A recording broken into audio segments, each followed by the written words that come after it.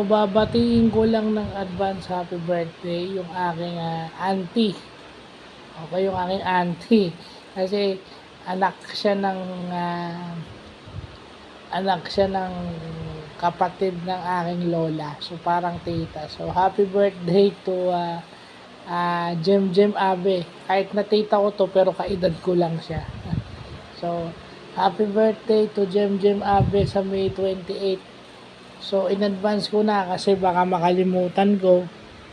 Kasi baka may mga activities ako nun on that said date. So, hanggat naalala ko pa yung birthday mo, mauna na ako bumati. No? Kasi, yun na nga, baka makalimutan.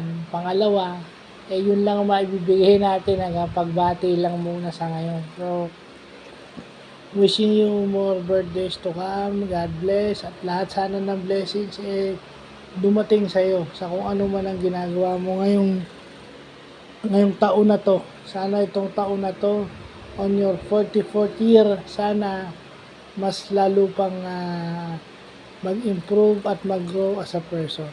So, napadaan lang. Happy birthday again. God bless and more power.